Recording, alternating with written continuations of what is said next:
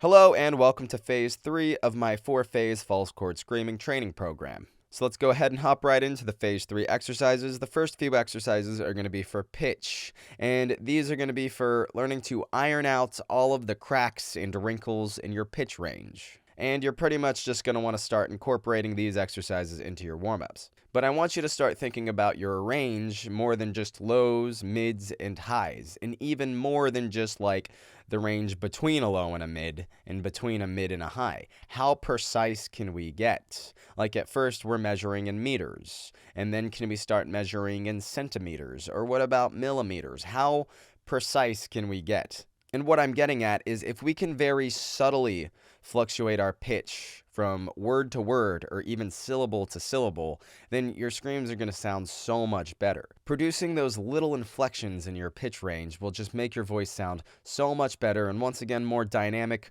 more pleasurable to the listener. So I call these exercises pitch sliders, and you're essentially going to start on your low and go up into your high, or you can start on your high and go down to your low. I should probably put these exercises at least 1 minute into the video so the YouTube algorithm doesn't think I'm saying bitch.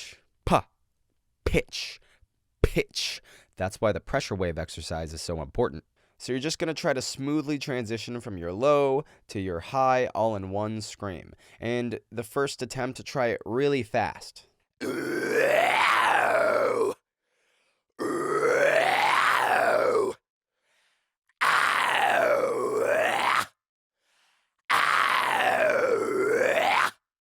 But with each repetition, try gradually slowing it down.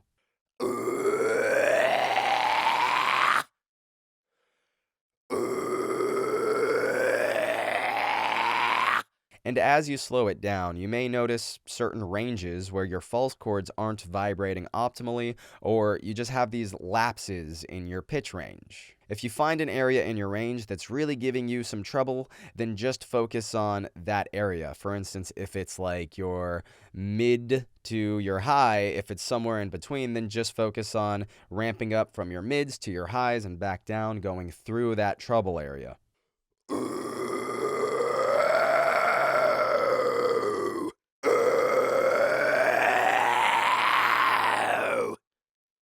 Doing it fast at first will make it easier and eventually start trying to slow down the exercise so you're really having to dial in that range that you're having trouble with. I think of it like zooming in on that area in our range where our false chords aren't vibrating so well. Really try to iron out your range, and with this exercise, you're ultimately striving to be able to do this.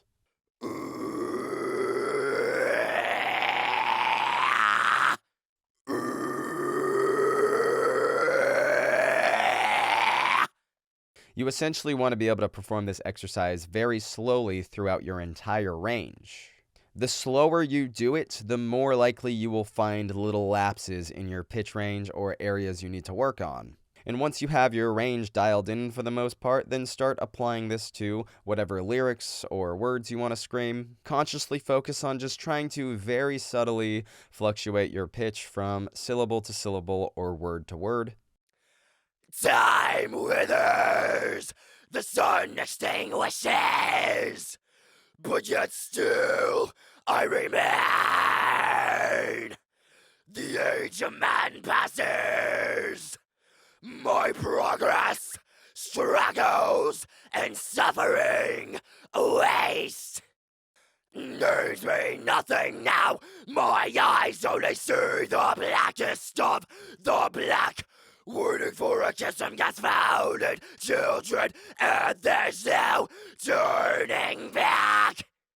Because that just sounds so good, and it'll just give you another tactic or another weapon in the armory for making your screams sound better and better. And now this next exercise is what I call intensity sliders. And we're essentially going to be trying to take something that we've been doing in Phase 1 and Phase 2, but make it more difficult.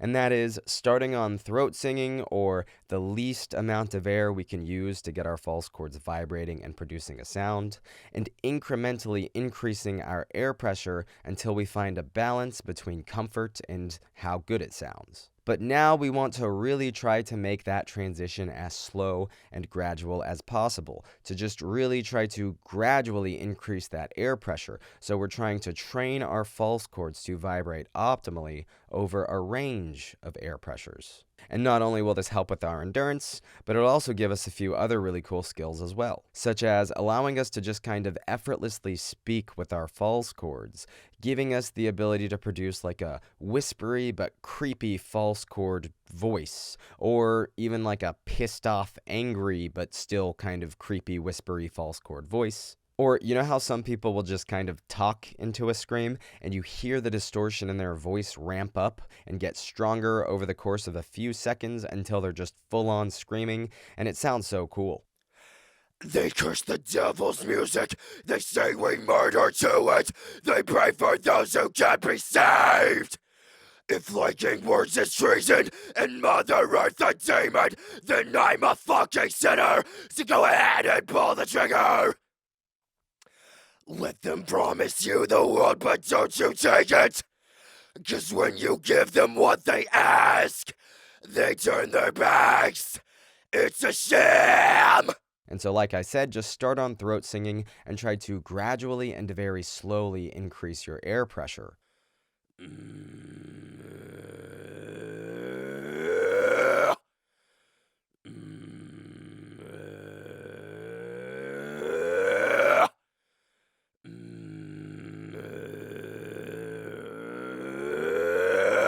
We're trying to make our false chords continuously vibrate without any lapses as we increase our air pressure, either by trying to hold them in that same positioning or kind of adapting the way we position our false chords to make that transition as smooth as possible and just hear those false chords perfectly rev up.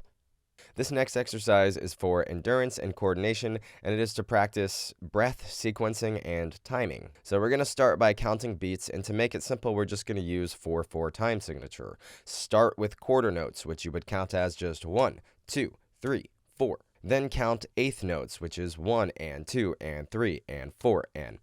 On the last and, replace that with a breath. 1 and 2 and 3 and 4. 1 and 2 and 3 and 4. 1 and 2 and 3 and 4. You can make it more difficult by, instead of replacing the last "an" in the fourth beat, you can replace the "an" in the second beat or the third beat. 1 and 2, 3 and 4 and 1 and 2, 3 and 4 and. Now try triplets, which we would count as 1 and a 2 and a 3 and a 4 and 1 and a 2 and a 3 and a 4 and 1 and a 2 and a 3 and a 4 and 1 and a 2 and a 3 and a 4 and then progress to 16th notes, which is going to be more representative of screaming words very quickly. We would count this as 1 and a 2 and a 3 and a 4 and 1 and a 2 and a 3 and a 4 and 1 and a 2 and a 3 and a 4 and 1 and a 2 and a 3 and a 4 and. You can make this more difficult by practicing to a metronome and increasing the tempo, but now do these exercises with your false chords. 1 and 2 and 3 and 4. 1 and 2 and 3 and 4. 1 and 2 and 3 and 4. 1 and 2 and 3 and 4. 1 and a 2 and a 3 and a 4 and 1 and a 2 and a 3 and a 4 and 1 and a 2 and a 3 and a 4 and 1 and a 2 and a 3 and a 4 and 1 and a 2 and a 3 and a 4 and 1 and a 2 and a 3 and a 4 and 1 and a 2 and a 3 and a 4 and 1 and a 2 and a 3 and a 4 and. The whole point of this exercise is to learn to squeeze quick breaths in and keep them in the correct timing with the rest of the words that we have to scream. Let's say there's a section of a song where you have to scream a bunch of words really fast for what seems like a long period of time, and you don't know if you have the stamina to make it through all that. But you listen closely and you realize that there's like a 16th note amount of time in a couple places through those words where you can squeeze a breath in. It may not be enough for you to fill your lungs entirely, but it'll be enough to get you through this part until you reach that next point where you can take another breath. This is how you can get through those more difficult sections of songs and eventually be able to practice songs that you didn't think you'd be able to do due to a lack of endurance. For difficult sections like that, you just have to take it line by line and figure out where your opportunities for inhales are and which lines you actually just have to make it through on one breath. How can you pace yourself through those lines so that you can make it through until you reach that next point where you have to inhale again? And the last thing that I want to introduce you to is using the arytenoid cartilage to produce very gurgly, guttural sounds in your low-pitched false chord screams like this.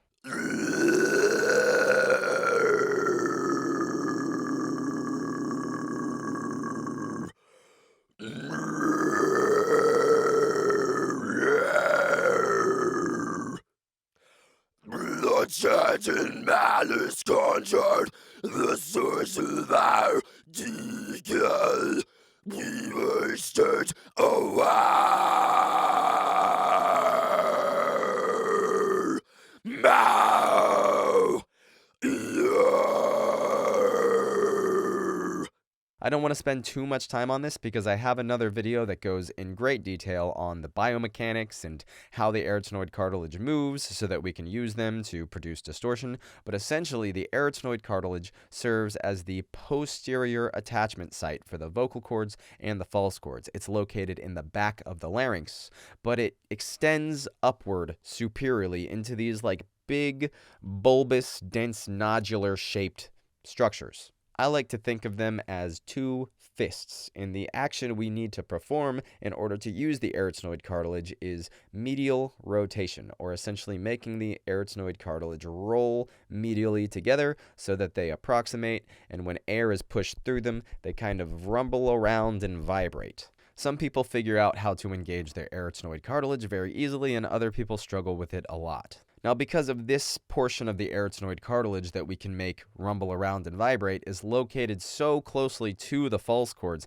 it feels very similar. In fact, a lot of people might hear an arytenoid cartilage-based scream and think that's just a really deep, low-pitched false chord scream. But it is in fact a different structure in the throat that we use to produce this specific type of distortion. And it can be used in conjunction with our false chords because once again, they're located so closely together. The false chords can vibrate, the arytenoid cartilage can also rumble around together.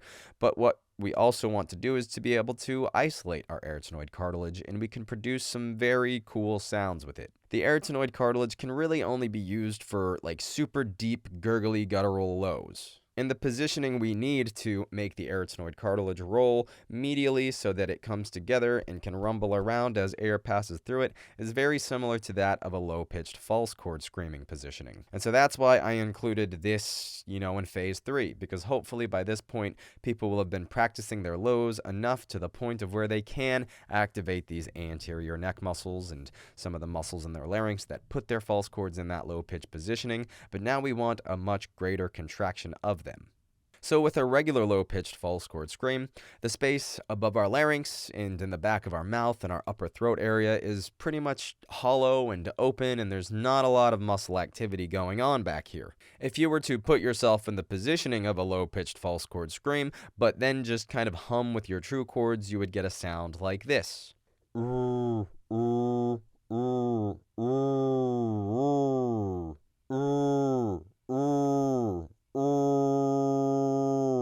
You then want to take that and try to produce this sound.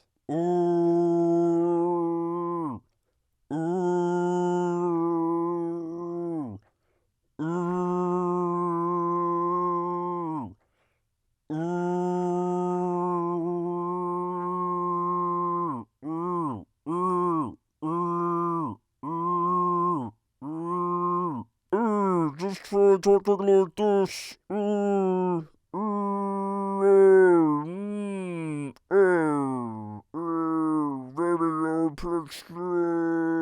Now, it's very difficult for me to tell exactly what muscles in my throat are contracting to shift that more hollow sound to that more like constricted and closed off sound. But what I can tell you is it feels as if I'm trying to make all the space in my throat immediately above the larynx more narrow and constricted. And it definitely feels as if there's greater engagement of my tongue muscles and my anterior neck muscles, just trying to shove my tongue back and pull everything kind of down and make my entire throat like flatter but also more constricted. I'm also curling my tongue back significantly more than just performing a normal low-pitched false chord scream, and I'm kind of retracting my jaw, but I would say it's going a little bit backwards but also down as those anterior neck muscles contract because they kind of pull it down.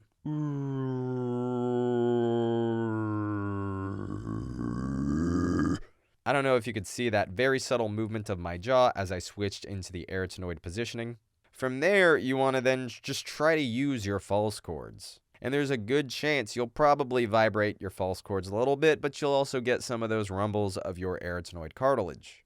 And once again, just like with all the other techniques, you want to find other vocalists that use their arytenoid cartilage to produce distorted sounds and practice to them. The three bands that I can think of whose vocalists use a lot of their arytenoid cartilage to produce like gurgly guttural sounds would be Shadow of Intent, Job for a Cowboy, and Cattle Decapitation. But there's definitely others out there. It's just those three, I would say that their vocalists use this technique predominantly for their lows.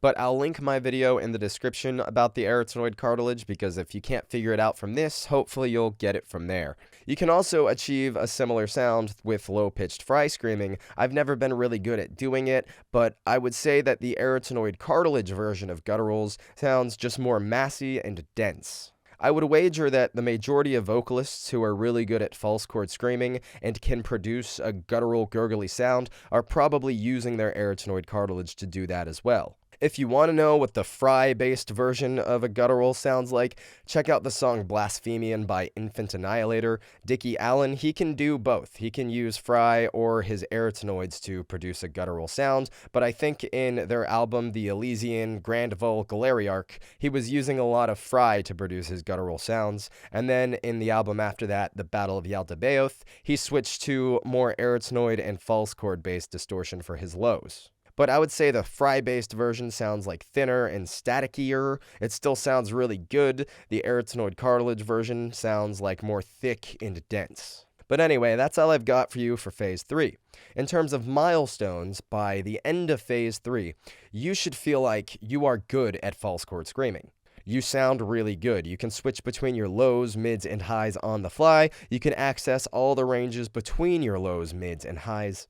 Your false chords are vibrating as fast as they're gonna be able to vibrate. You may not be able to produce certain tones or inflections in your voice that other vocalists can, specifically ones that have been practicing this for like 10 years, but given time and sufficient practice, you will be able to. In terms of endurance, you can keep up with most false chord vocalists. In terms of sensory awareness, you've got such a good grip on how you're using your false chords that if you come across a style of false chord screaming that you cannot currently do, you feel confident that you can practice in that direction and eventually achieve whatever type of style or sound with false chord screaming that you want to achieve. So when you feel ready, go ahead and move on to Phase 4. That's it for this video. If you guys like the way I teach and explain metal vocals, well, please comment, give a thumbs up, and subscribe to my channel. I'll see you in the next one.